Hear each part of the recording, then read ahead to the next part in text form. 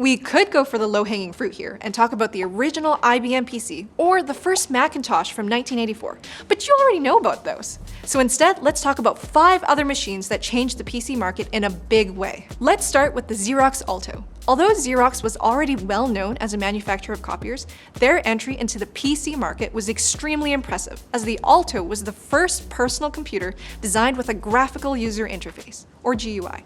And keep in mind, this was all the way back in 1973, 8 years before the original IBM PC and 11 years before the original Macintosh, with the latter being the system that really popularized the GUI for the mass market. The Alto didn't receive as much attention as it could have because of its high price, $32,000, which today would be over $110,000. Nonetheless, it was well ahead of its time, not just due to its desktop-based GUI, but also because it had its own hard drive, a 606 by 808 pixel display, very high res at the time, and even a mouse, which wouldn't become broadly popular until the Macintosh came out. Unfortunately, Xerox made a big strategic mistake when they decided not to take the Alto's concepts and make them affordable for home users.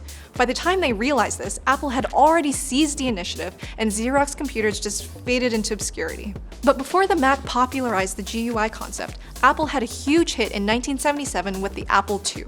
Before the Apple II was released, people tended to think of computers as super expensive machines only used in business, or as difficult DIY projects just for enthusiasts. The Apple II went a long way towards changing these perceptions, as it sold for less than $1,300 and it came fully assembled and ready to use. But the Apple II wasn't just appealing because it was cheap and easy. It used programming tricks to enable color on its display without charging the consumer a huge premium.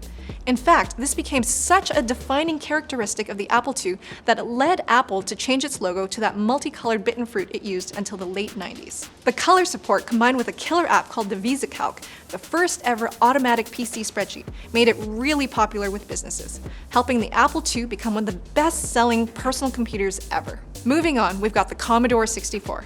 And although it sounds like some kind of naval simulator from Nintendo, it was actually an early PC that looked a lot like a smaller Apple II. Released in 1982, the Commodore 64 absolutely crushed the lower end of the PC market for most of the decade, as it was even more affordable than the Apple II at a release price of just $595. But the low price didn't mean it was underpowered.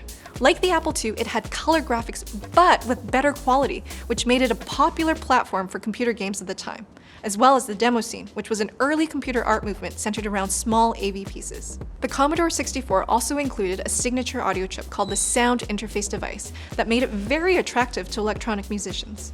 And although its heyday came to an end in the late 80s when the more powerful 32-bit IBM PC compatibles started to dominate the market, the Commodore 64 still has a very loyal following.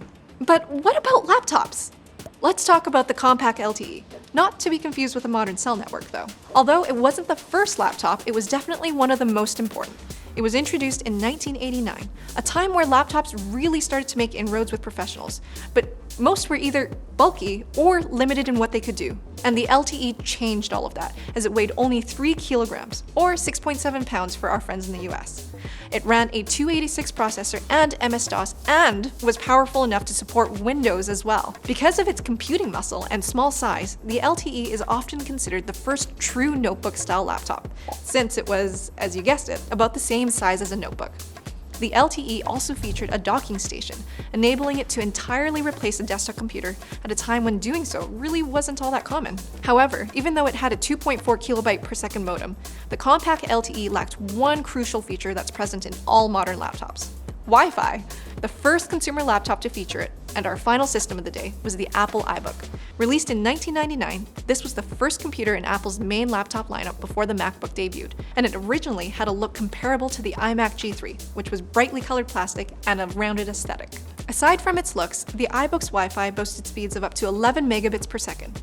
And although this sounds super slow by today's standards, it was actually pretty amazing for its time, as Steve Jobs famously demonstrated at the launch event, where he passed the iBook through a hula hoop while he surfed the web, to the ooh and ah of a rather easily impressed crowd. No wires. Come to think of it, Apple events haven't fundamentally changed in the past 2 decades. So those are our picks for the 5 computers that totally changed the game.